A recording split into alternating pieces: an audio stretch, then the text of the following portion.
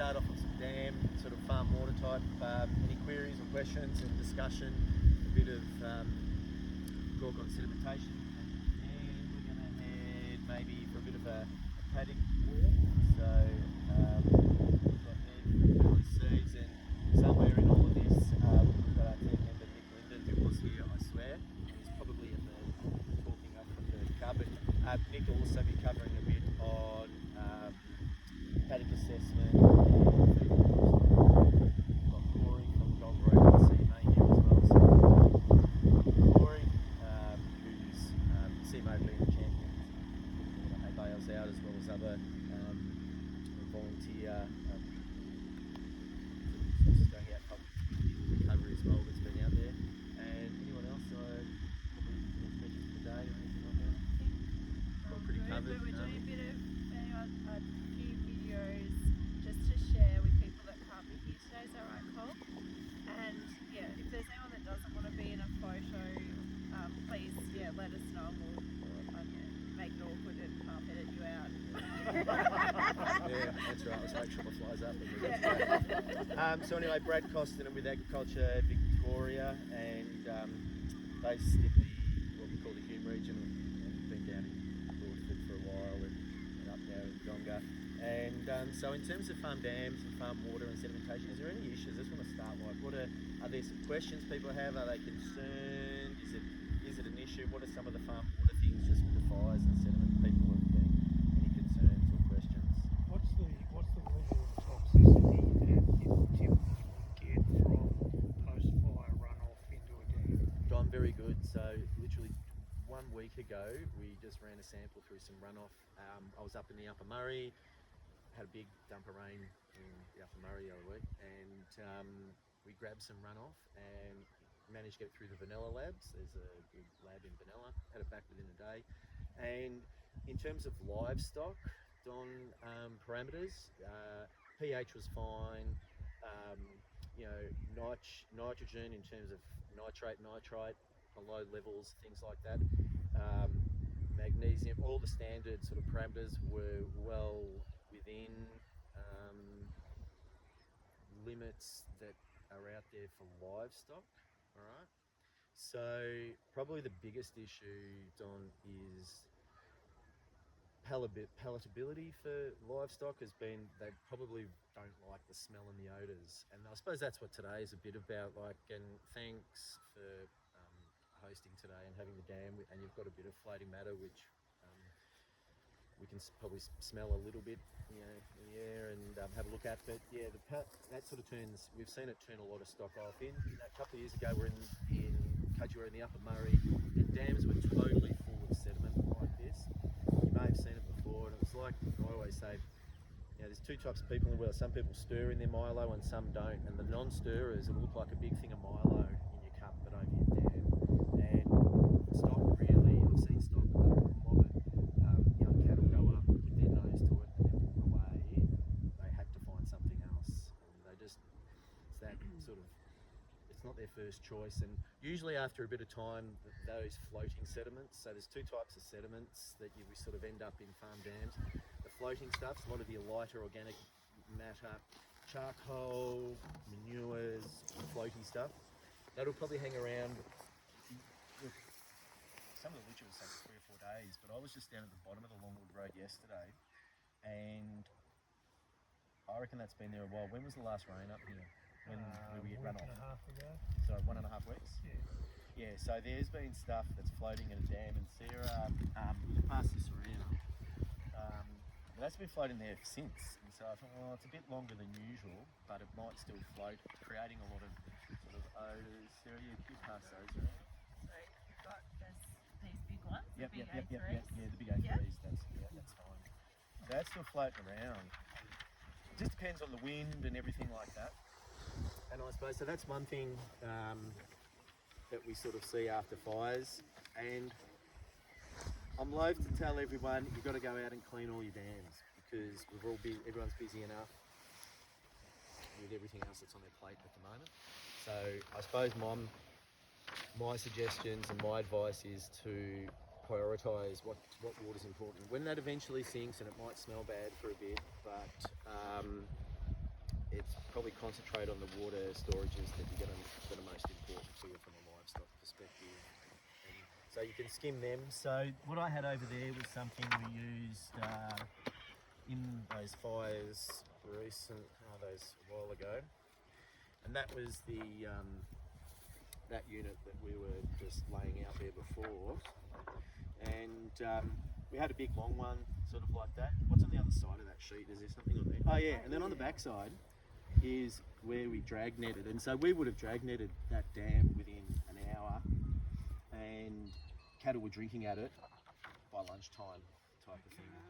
So if it's floating, it's good at catching turtles. They were alive. They were all scooped. It's amazing. And so there were turtles just living happily in it. But yeah, and that's what we did. The local cafe punched them out. They provided the floats, and that was just Telstra cable tied on. And yeah, within half a day, there was no water availability for stock. By lunch it was very easy.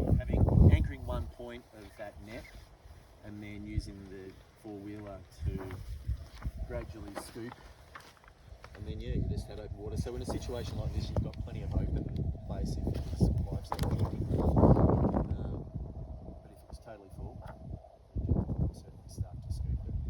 I don't know. I think it'd be the floaty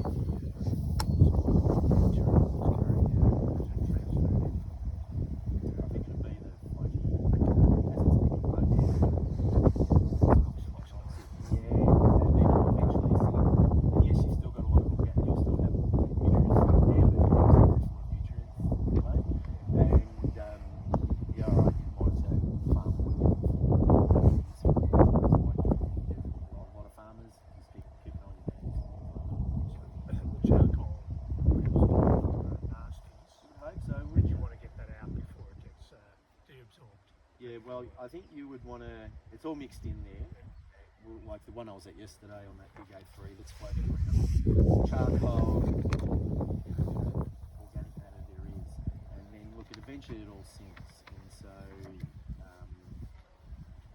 there could be some motors being absorbed into it, but the opportunity to do it is soon, and then after that, forget about it. We've got other stuff to be thinking about. So is the water anaerobic?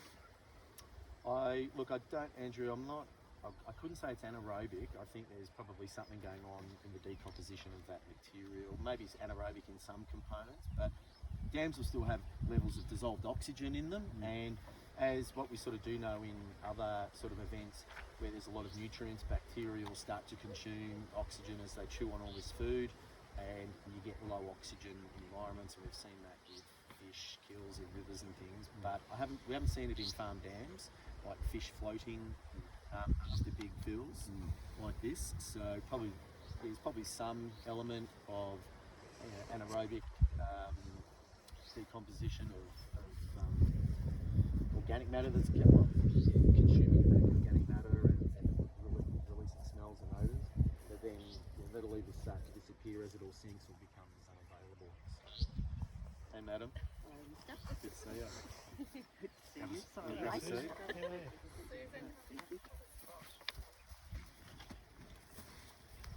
That's awesome. So for some people it's probably gone, but like I was amazed there's still a bit floating around. So and I don't know, did we want to? Some people, maybe if you haven't seen it, Susie, we'll get back up and I'm just going to walk over to the dam and I'll show people the little thing we have going. Are people okay with that? This is sort of the idea of what you can use. Look, Katie, thank you. And look, you just have some nice long bits of rope on it type of thing. If you stay anchored at your side, usually I get people in and it's a good solid bit of weight to anchor things on. And then, you could go from here, you might sort of stretch it out if you had the full length type of thing. And then that would sort of sink, you let that sink to the bottom as the weight of the wire comes in, and see how Katie's got, that's what Kyle, where's that camera? There's a really nice view of your Alright, and then as you sink that, and then you'd sort of draw the top and bottom like a drag net through the dam, and then we'd sort of bring it out this way, sort of thing, just start to draw the net.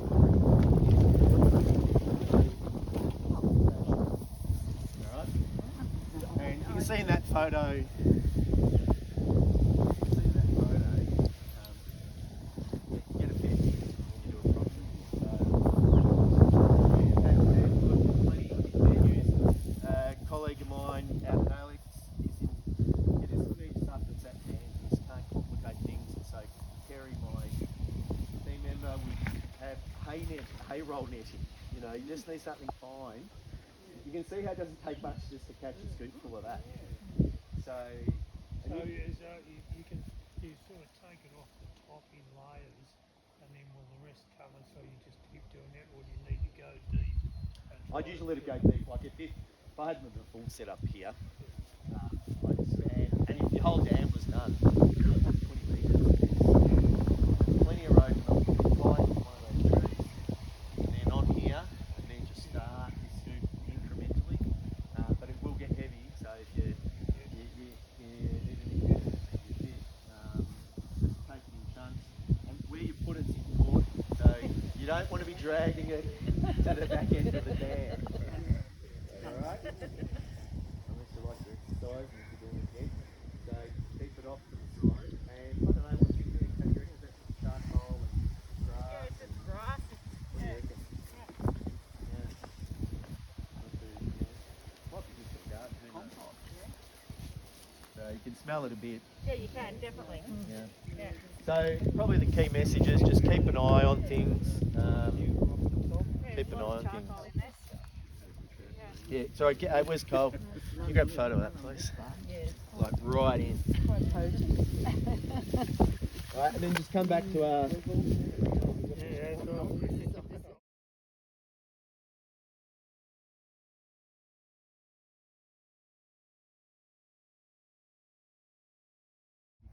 You might be dealing with on your dams. It's always prevention is better than sort of cure, I suppose. And in some cases, trying to prevent the sediment is you try and do beforehand potentially. And so there's different ways to do it, and so it just depends on what you've got on at hand, yeah. And so just there's plenty of mesh wire netting lying around the place at the moment that is around, and you don't need fine netting to sort of catch sediment. So you can run something like this, and we did one the other week up at Lucy Vale, and it wasn't from here to the other side. We like nice big long ones, really big long ones. Okay, nothing too high, and you could probably just about get by netting by itself as a little sediment trap or something like this. Sometimes I'll just grab a bit of brush and chuck in there, because when the volumes of sediment are huge. Now, I was working this out the other day. If you lose a millimetre of soil over a hectare, you're probably going to be close to 6 cubic metres of per hectare. That's only at a millimetre runoff, so you lose a millimetre, it would be hard in some areas. You're probably going to need about 6 cubic metres of storage. And so what that looks like, on a 10 metre roller, one of these, it'll go back about 5 something metres or something like that. So you're going to need, actually no, wait up, I'll get it right. It's actually, yeah, one of these will hold about 5 to 6 cubic metres of storage behind it, but per hectare you've probably got about 10 cubic metres of material. Confuse people. So you're going to need at least 20 metres or something of these for at least every hectare or quite a few. So, and that's just an average sloping ground changes as the slope. Storage capacities changes as the slope of the ground changes. So something like this, you can bang up pretty quick. I would have done 20, 30 metres in 30 minutes, in and around. And so it's just rolls, fencing staples, plenty of steels around at the moment, and just get them in fairly solidly. And I did have a photo, Sarah, of one down at the bottom. That was done the other week, and yeah, it caught beautifully. And this was at the bottom of the Longwood Road near the highway. And look, it caught sediment, and it was up almost maybe 200 mil sediment caught on it. And what was good about it, it really spanned the length of the depression that it was in.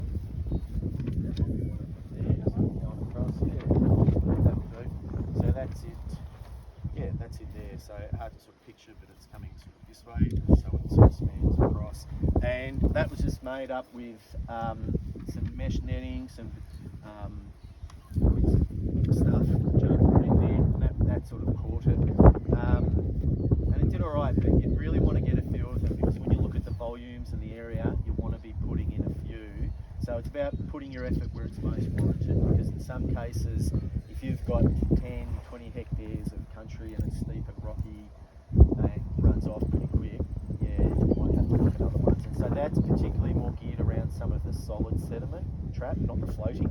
Does that make sort of sense? So, yeah, but something like that, you just want to be doing a few, deploy them pretty quick. And then there's another type that Corey's done a great job. Oh yeah, contours. And space from them and one approach versus like a couple of defensive. Yeah, like you'd want to be doing as many as you could. So if we were all, you could actually do something like this. Probably try and do a few looking up this. Don's done a good job in fencing the drone pulling in. So, but if that was all burnt, I'd even be having 2 or 3 up a section like that on the contour. And what will happen is that. Yeah, you can have it on the contour. I like to try and just wing up the ends a bit, so it just impounds a bit of water. And what that does, it'll tip over the middle of the sediment. If you have it on contour, eventually it'll go around the sides. And so if you do tip it over the front, sometimes a couple of big rocks or something to dissipate it will do it. So that's sort of one way to sort of go about it. But it's just slowing down the water. The key thing is by slowing down the water, heavy sediment drops out. And that's what you're trying to do, is slow it, starts to drop out as it goes. So yeah. So Matt, what's the danger period like when we look around now and obviously put a bit of sediment? Thank you.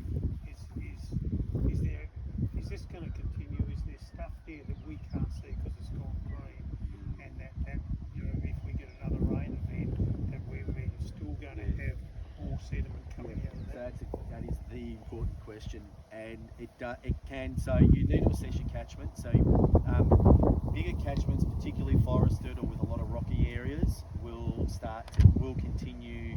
And if there's a source of sediment there, will continue to generate it. And some dams. Look, I don't have to go far from here, but at least the Upper Murray fires from 5 years ago, dams were probably filling 3 or 4 times. Had to be emptied. They were emptied and re-emptied 3 or 4 times, maybe more. So if you've got catchments that have low, if they look like this one, so if they're looking like that, that will take a while. That's only a week ago, and that's light breathing soil, and that wasn't from here, but it's similar at the other fire at Lola, that they will keep running. And so I suppose what the heartbreaking thing was that some farmers emptied dams that, I don't know, what's excavated for a day, a couple of grand with floating. So it's like, oh. But you need the water. There's probably some other things I reckon you could try, because the water's there, it's just under 3 metres of sand and gravel. So there'd be water in there, just about how you can well it or access it. But, so that's it. You'd want to be looking at, if you've got grass cover, things are like, you're loving it. Grass is the best, vegetation is the best filter. So to answer Don's question, is this reasonably safe? I think it would be, because even though you get high runoff there, if you've got a good grass buffer between this dam, you've got a sensational grass buffer on this, and you don't have a massive source of sediment. Like, all right, the kills are green up here a little bit, so yeah, your risks will be a lot lower, but there's plenty of places that look like that, and that's probably where you just assess it. So I wouldn't be losing sleep at night, because you've got good grass, done well, things looking great, perfect drainage line, big tall reeds, loving it. So loving that. But if your situation's different, that's when you're going to have to go, right, and if the water's important, what do we do next? I was just going to show, so the CMO have been great, and Corey, I don't know, you might want to talk, but we can go around and have a look. We want to jump over the little drainage.